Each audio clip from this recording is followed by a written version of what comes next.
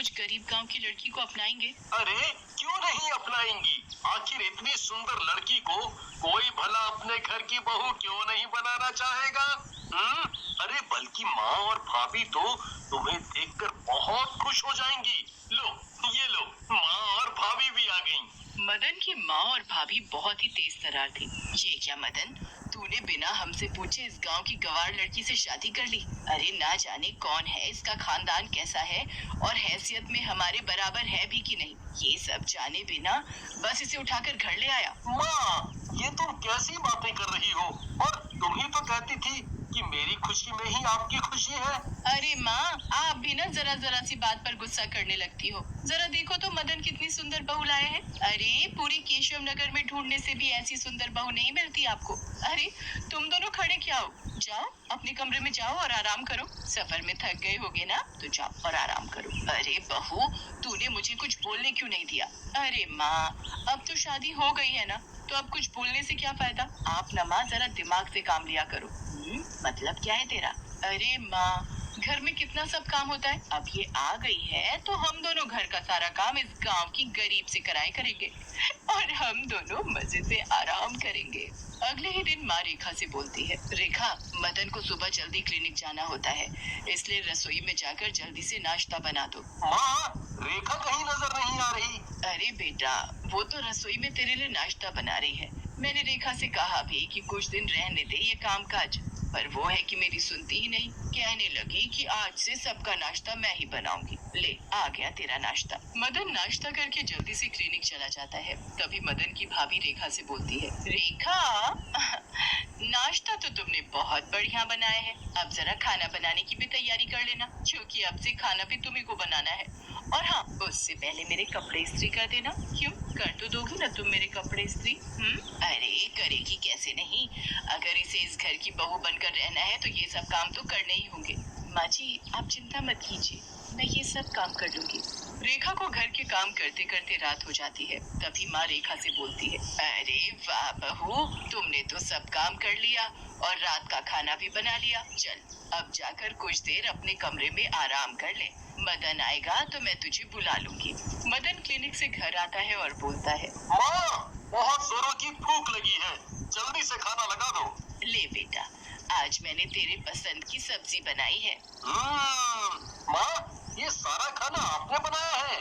हाँ बेटा, ये सब मैंने ही बनाया है। मैंने रेखा बहू से कहा था खाने बनाने को, पर वो कहने लगी मैं बहुत थकी हुई हूँ, मुझे कुछ देर आराम करना है, इसलिए फिर मैंने ही सब बना लिया। क्यों, तुझे खाना पसंद नहीं आया क्या? अरे माँ, खाना तो बहुत ही टेस्टी है। अगले दिन मदन के क्लिनिक जाते ही मदन की माँ और भाभी रेखा से पूरे घर का काम कराती है। बेचारी रेखा आखिर करती भी क्या? माँ और भाभी उससे जो काम करने को कहती और रेखा कोई काम करने को मना करती तो माँ और भाभी रेखा को खूब जली कटी सुनाती। इसलिए रेखा चुपचाप घर का सभी काम करती। एक दिन रेखा रसोई में काम करते हुए रोते रोते बोलती है, हे भगवान, अपनी शादी को लेकर ना जाने कितने अरमान संजोए थे मैंने, पर सब के सब चूर चूर हो गए। ये लोग मुझसे इतना ज्यादा काम करवाते हैं और अगर ना करो तो गांव की गंवार गरीब होने का ताना कसते हैं मुझे। हे भगवान, आखिर मैं क्या करूं? अगर मदन जी को कोई बात बताती हूँ तो वो यकीन नहीं करेंगे। मैं क्या करूं भगवान, क्या करूं?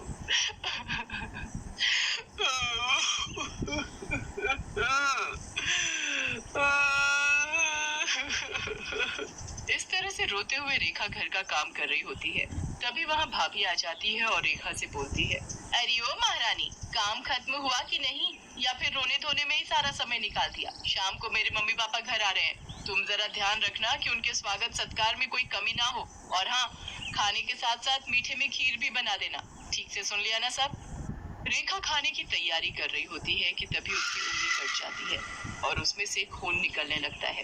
रेखा रोते हुए माँ के पास जाती है, माँ, सब्जी काटते हुए मेरी उंगली कट गई है, बहुत दर्द हो रहा है और खून तो रुकने का नाम ही नहीं ले रहा है। हे भगवान, ये क्या तोता पाल लिया तूने?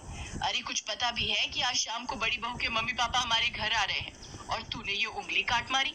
अरे रे, ये क्या कर लिया? माँ, इसके तो बहुत खून निकल रहा है, मैं ऐसा करती हूँ इसे देवर जी की क्लिनिक ले जाती हूँ। फिर भाभी रेखा को मदन के क्लिनिक ले जाती है। मदन रेखा की उंगली में पट्टी कर देता है और बोलता है, ओफो कैसे काम करती हो? कितनी ज्यादा उंगली कट गई है। थोड़ा ध्यान से काम किया करो, ठीक है? मैंने पट्टी कर दी है, अब खून नहीं निकलेगा। ठीक है ना? अब तुम आराम से घर जाओ, मैं शाम को जल्दी घर आ जाऊंगा। फिर भाभी रेखा को घर लेकर आ जाती है। तभी माँ गुस्से से बोलती है, अरे क्या जरूरत थी इसकी पट्टी कराने की? अरे माँ, अगर पट्टी नहीं कराती तो यही खून बहता रहता और फिर खाना कौन बनाता? पर मैं खाना कैसे बना पाऊंगी? मेरी उंगली में अभी बहुत दर्द है। अरे जबान चलाती है। अरे खाना भी तू ही बनाएगी और घर का काम भी तू ही करेगी। आई बात समझ में? माँ जी, आखिर मेरी गलती क्या है जो आप मुझसे ऐसे बात करती हैं?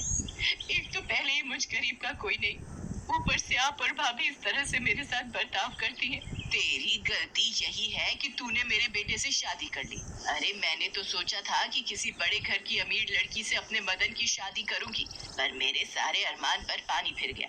चल अब जा, मेरा दिमाग ना खराब कर, जाकर अपना काम कर। रेखा रसोई में काम करती है, पर उसकी उंगली में बहुत दर्द होता है और दर्द से रोते हुए सारा काम करती है। काम खत्म करके रेखा कुछ देर घर से बाहर चली जाती है और नाले के पास खड़ी होकर रोने लगती है।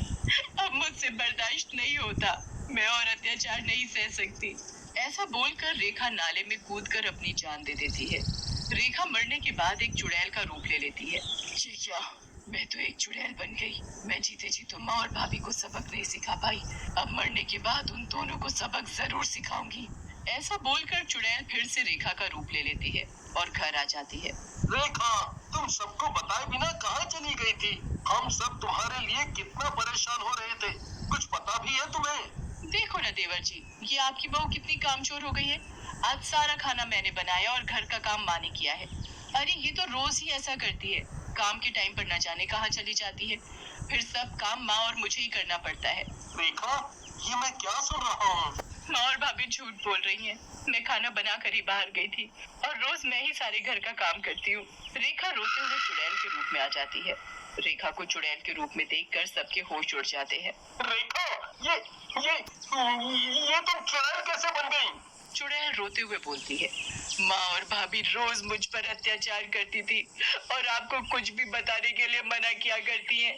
और आप भी माँ और भाभी की बातों में आकर मुझे ही गलत समझते थे, इसलिए इन सब से परेशान होकर मैंने नाले में कूदकर अपनी जान दे दी और अब इन दोनों को मैं नहीं छोड़ूंगी। बहुत अत्याचार किए हैं इन्होंने मुझ पर। मैं दिन रात रोती रही पर इन्हें मुझ पर जरा भी तरस नहीं आया। चुड़ैल जी, आप रोना बंद करो। देखो ना, आपके आंसुओं से पूरा घर भरा जा रहा है। आप रोना बंद करो। मैं मानती हूँ कि मुझसे गलती हुई है, पर तुम हमें कुछ मत करना। मैं हाथ जोड़कर तुमसे माफी मांगती हूँ। हाँ चुड़ैल जी, हमें माफ कर दो। पर चुड़ैल रोना बंद नहीं करती और उसके आंसुओं से पूरा घर भरने लगता है। अरे माँ, इस चुड़ैल को चुप कराओ, नहीं तो इसके आंसुओं से घर में बाढ़ आ जाएगी। अब पता चलेगा तुम्हें मेरे आंसुओं की कीमत। बहुत रुलाए है ना तुमने मुझे, अब देखना सब के सब इन्हीं आंसुओं में डूब कर मरेंगे। रेखा, ये तुमने क्या कर लिया? तुमने अपनी जान देकर सही नहीं किया। माँ और भाभी, मुझे आप दोनों से ये उम्मीद नहीं थी। मैं नहीं जानता था कि आप दोनों रेखा के साथ ऐसा बर्ताव करते हो, इसलिए आपको सजा तो मिलनी ही चाहिए। मैं अपनी पत्नी को खुश नहीं रख सका, इसलिए